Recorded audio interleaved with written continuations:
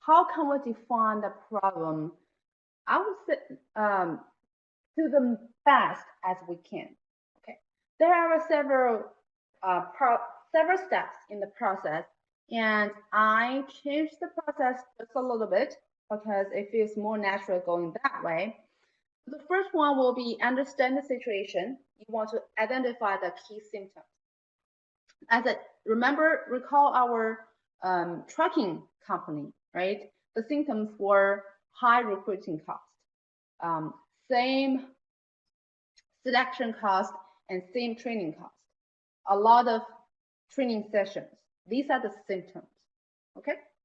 The next step is for the researchers to identify the problem from the symptoms. Okay.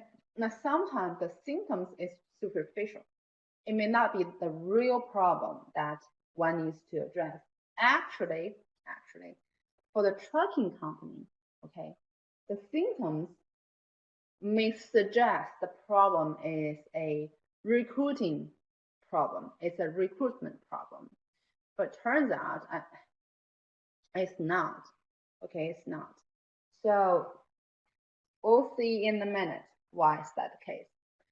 So this is also like you go to see the doctor, you describe your own symptom. You say, I have a headache, right? I have running nose, I have sore throat, etc. You describe the symptom, and the doctor will conduct several procedures to determine what's going on with you, right? So the cause of the problem may not be just the symptoms, okay? Now in Chinese, we have a saying, I guess it's not, there's no accurate translation, but we have this saying kind of like when a person has a headache, you just cure the headache. When the person has a pain in the foot, you just cure the foot. But sometimes the cause of the pain may not be just within the head or within the foot. So you need to examine overall issue, right? Same here. You identify, you see the symptoms, you really want to connect the symptoms to a certain extent and identify the real problem. We'll talk about this more with a few examples. The third step is to write managerial decision statement. This is very important because during the conversation between the researcher and the management, okay, both may think they understand each other, okay? The management definitely has something in mind and saying, this is the decision I want to make, okay? And now for the researcher based on what's described by the management will also have some idea about what decision the management needs. So that the researcher actually needs to gather, as I mentioned here, gather symptoms, look into the issue, really define what is the managerial decision that research can achieve. Okay, then once the researcher writes managerial decision statement in the research prospectus and submit it to the management can examine it and make sure this is really what I want. But for the researcher's job, there's an actual layer to that. But for the research job, he also needs to do his best to make sure this managerial decision will be the one that can deal with the problem the company is facing. Okay. So, and then once you know what managerial decision the management is trying to make, you will be able to design the research objective. Now, basically, the research objective really corresponds to the decision statement, right? Your objective is just try to find out how the management decisions can be made, or what can be made, okay, etc. So number 6, the next step is from the textbook it says determine the unit of analysis. For me, I would say now, since step 4 and 5 are kind of like you can perform these 2 steps anytime. So I'll rather put number 6 there, because once you know what you want to do or what you need to answer, you can design the research questions and or research hypothesis. Now, the textbook states as if you could just come up with research questions. Sometimes you are not able to come up with research hypothesis. I kind of hold a different opinion because at least for us, I believe this is new for most of you in terms of writing the research prospectus, conducting business research. So I would suggest that research hypotheses are mandatory. Okay, now the reason being, the research hypothesis definitely will define what kind of conclusion, what kind of managerial decision you will be able to come up after conducting the research. So research hypothesis. Now, typically, if you have a research question, you would, in your mind, have a potential answer, and you just twist that potential answer as a research hypothesis, set it up as a statement that needs to be tested, that needs to be verified. Now, typically, for each research question, there should be at least several hypotheses, at least one, and sometimes several. Okay. For example, you could say what features a new product could. Okay, sorry. What features we could add to a new product to attract more customers? That could be a research question, right? Now, for the research hypothesis, right? You would think, oh, there are several features we could consider. Then when you come up with the research hypothesis, it's actually clearer if you set up each hypothesis for each feature. Say, for example, you could say, we should add a sensor to a new product. Okay, a sensor added to the product will attract more customers, or customer may find the product with the sensor to be more useful, right? So if that's the case, the hypothesis will be adding a sensor to the product will attract more customers or will help increase the sales of the product. Okay, so you want to list each feature you consider in a separate hypothesis, but at least for each research question, you are looking for an answer, right? If you have an answer in mind, potential answer in mind, then you need to twist that as a hypothesis to test it. Now, speak of that, if you have a research question and you've already got an answer and you are so sure it is true, if that's the case, look, then that's not a situation where you need business research. Okay, if as a researcher or as the management, you know if you do A, B will definitely happen, then there's no need for research. Okay, you just go ahead and do it. If you have a research question and you have a potential answer, but you don't know whether this answer is true or not, or if you don't know whether this change will help the business or not, this is exactly where you need business research. This is exactly where you need to use empirical work to test the potential solution you have in mind, to test the potential answer you have in mind. Okay, so after step 6 is, or step 4, however you number it. Step 4, this step is very important. It's very important. And this is also the part that I will focus when reading your research prospectus. Now, the next step is to determine the unit of analysis. Basically, this could have been done once you get this research objective, okay? Because the unit of analysis basically just means who you want to gather data from. If you are looking at consumer reaction, then you definitely want to survey consumers. But if this is a local product, it's a local company, then the unit of analysis will be the consumers within this region. Okay. Now, if it's a household product, okay, refrigerator, it's more of a household product. You will define the unit as analysis as household. If you are serving business or business units or different departments in the business, then that's the unit of your analysis. Once you know the research objectives, basically you will all be able to tell the unit of analysis. And this will help the researcher to design data collection, to design the sample, etc.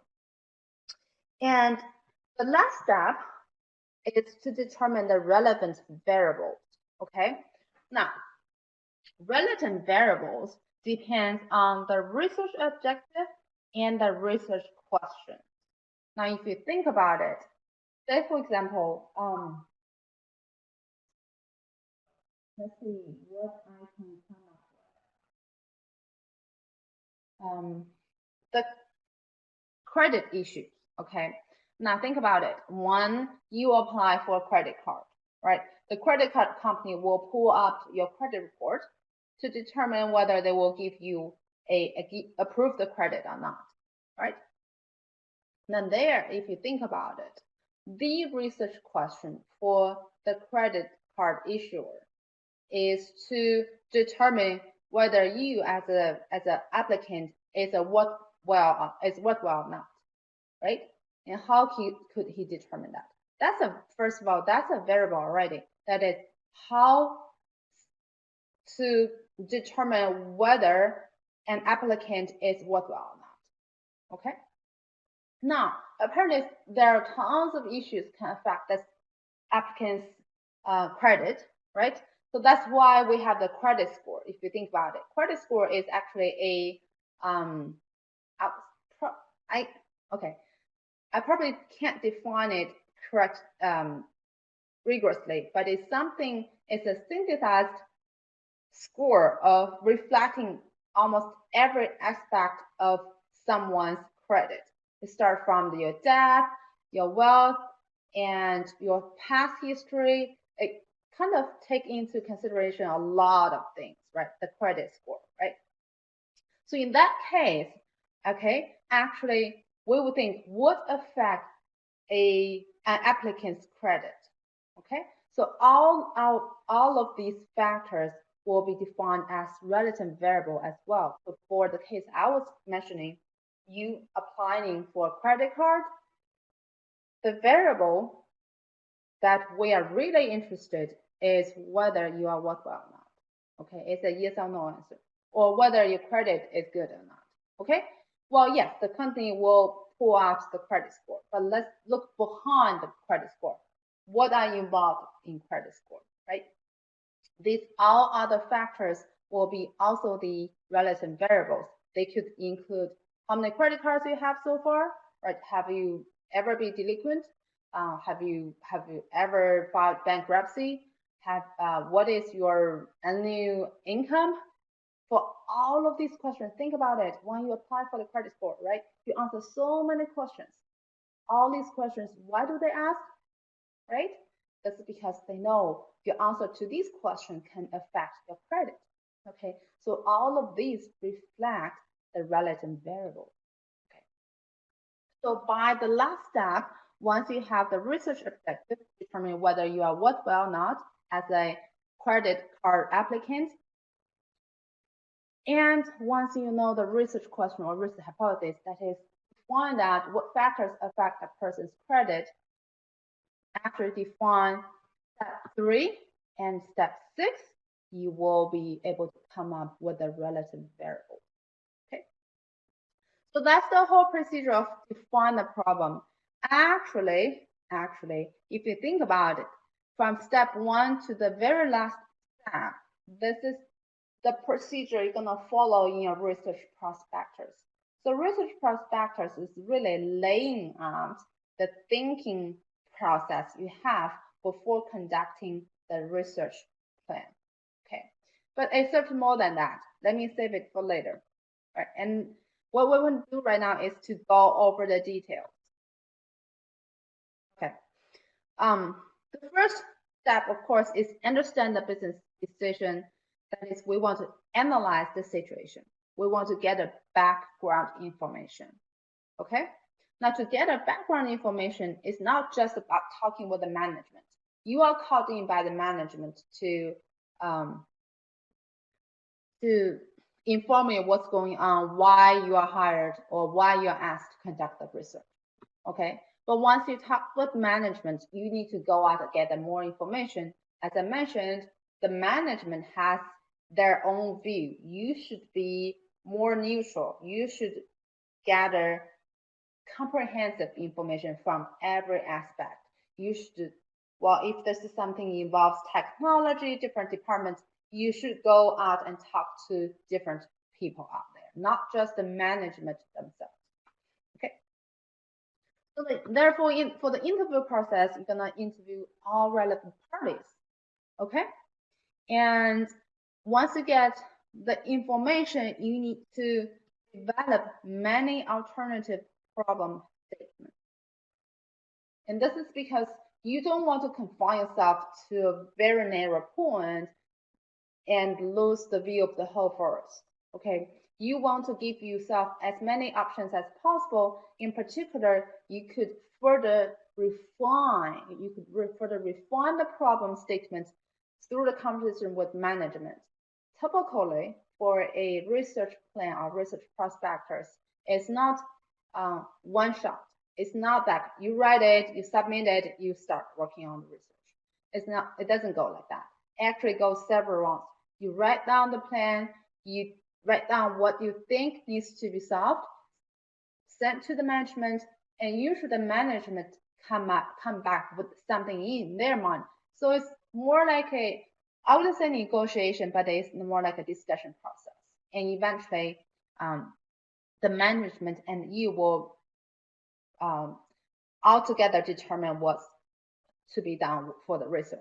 Okay, and for that reason, you want to develop many alternative problem statements and refine it until you've got the best one. And once you define the problem, you want to think about all possible solutions. Don't just come up with one solution. Okay, what if you come up with one solution and you gather data, you collect data, you analyze data, but it turns out the data doesn't support your solution, right? You've wasted money and time. So don't come up with one per solution only. Well, I need to put a note on it. If there's a situation that there's no other solution, absolutely, you just have one, and you just need to know whether this one would work or not. Well, that's exception. Okay, I have to admit there are such situations. However, in general, there should be several options, and you need to consider all of them. Make a list of ideas, write down what you have, be open-minded. As I mentioned, don't just focus on one point exclusively.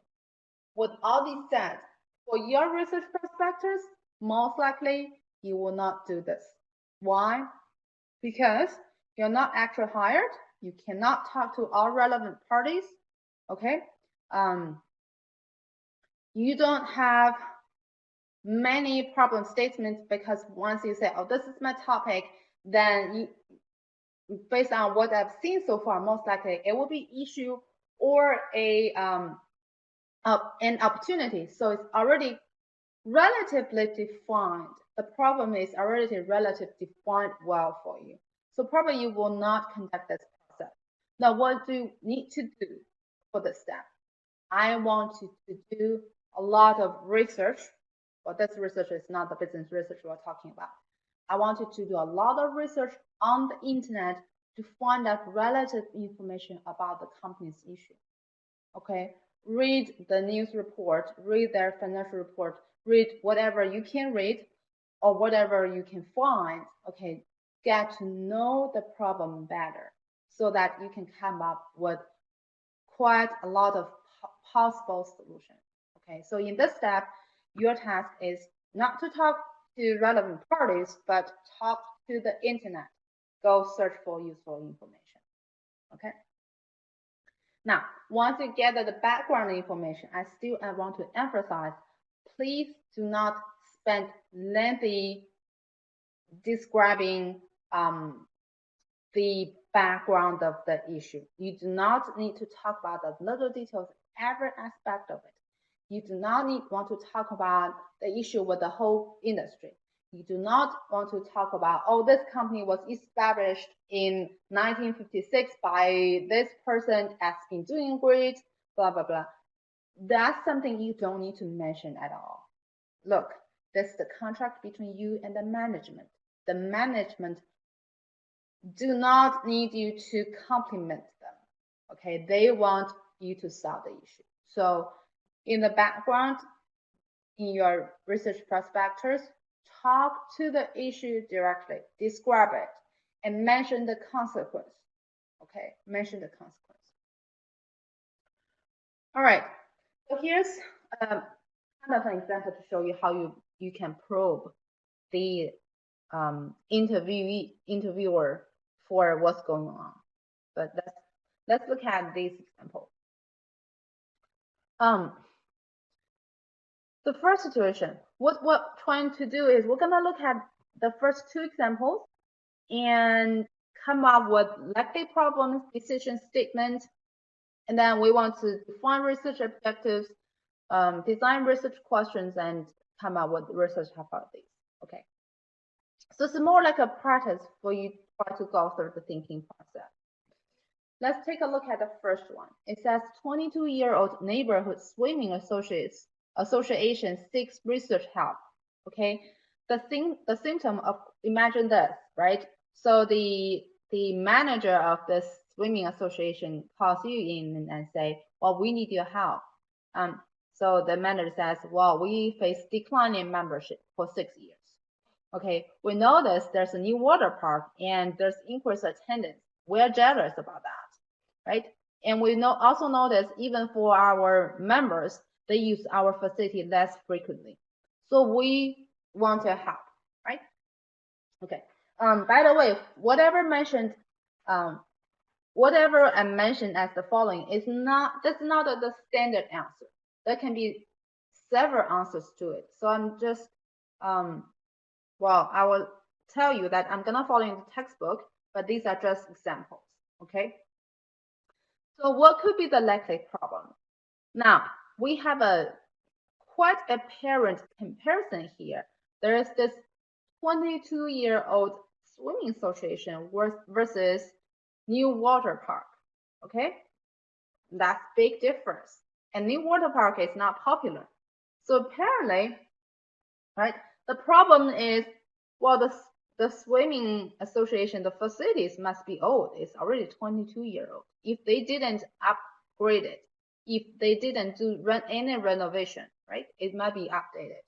So that could be the likely problem that drive members away, right? And the other problem is about the pool. I actually had this experience. Honestly, I don't know how to swim. I'm not sure whether I want to learn it or not. But I do have 2 young children. I want them to learn how to swim.